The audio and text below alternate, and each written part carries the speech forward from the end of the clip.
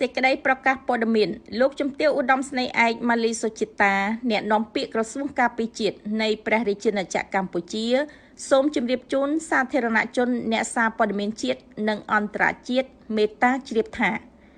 នៅថ្ងៃទី2ខែមេសាឆ្នាំ2026 Page Facebook ផ្លូវការរបស់ Royal Thai Army បានផ្សព្វផ្សាយព័ត៌មានអំពីការពង្រឹងរបងលូសបន្លា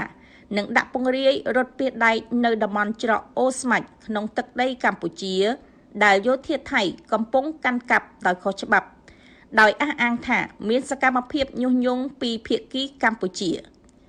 ចំពោះការលើកឡើងនេះអ្នកនាំពាក្យក្រសួងការពារជាតិនៃព្រះរាជាណាចក្រកម្ពុជាសូមបញ្ជាក់ថាមិនមែនជាការពិតនិងគ្មានមូលដ្ឋានកងកម្លាំងកម្ពុជាតែងអនុវត្តភារកិច្ចដោយគ្រប់វិន័យយោធាប័ណ្ណបញ្ជារបស់ថ្នាក់ដឹកនាំ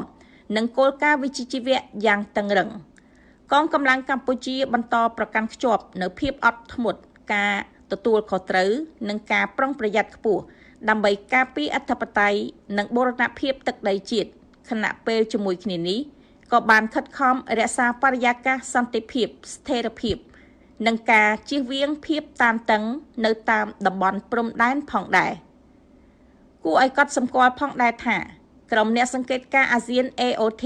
ទើបចុះសង្កេតការណ៍ផ្ទៀងផ្ទាត់និងរាយការណ៍អំពីស្ថានភាពព្រំដែននៅតំបន់ច្រកអូស្មាច់ក្រុងសំរោងខេត្តឧត្តរមានជ័យកាលពីថ្ងៃទី29ខែមីនាឆ្នាំ2026កន្លងទៅថ្មីនេះប៉ុណ្ណោះស្រាប់តែនៅថ្ងៃទី2ខែមេសាឆ្នាំ2026វេលាម៉ោង 6:20 នាទីព្រឹកកងកម្លាំងយោធាថៃបានធ្វើសកម្មភាពចល័តរថពាដែកចំនួន2គ្រឿងនិងកម្លាំងប្រមាណ70នាក់ចូលមកទីតាំងក្នុងភូមិសាស្ត្រច្រកព្រំដែនអន្តរជាតិអូស្មាច់ខេត្តឧត្តរមានជ័យនិងបានរាយលូសបន្លាបន្ថែមលើលូសបន្លាចាស់ដែលភាគីថៃបានហុំព័ទ្ធកាន់កាប់យកដោយខុសច្បាប់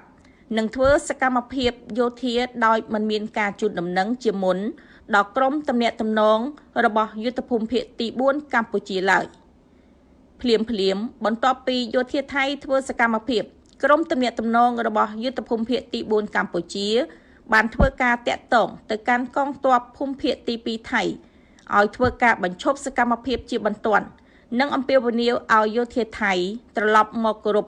នៅរាល់កិច្ចព្រមព្រៀងដែលបានឯកភាពគ្នាសូមគូបញ្ជាក់ផងដែរថាចាប់តាំងពីពេលចូលជាធរមាននៃបទឈប់បាញ់រួចមករាជរដ្ឋាភិបាលនិងកងកម្លាំងរបស់កម្ពុជាតែងតែប្រកាន់យ៉ាងម៉ឺងម៉ាត់ច្បាស់លាស់ក្នុងការគោរពនិងអនុវត្តយ៉ាងពេញលេញខ្ជាប់ខ្ជួននិងប្រកបដោយការទទួលខុសត្រូវខ្ពស់បំផុតចំពោះសេចក្តីប្រកាសរួមនៃកិច្ចប្រជុំពិសេសលើកទី3នៃគណៈកម្មាធិការព្រំដែនទូតកម្ពុជាថៃ GBC ថ្ងៃទី27ខែធ្នូឆ្នាំ2025និងកិច្ចព្រមព្រៀងពាក់ព័ន្ធផ្សេងទៀត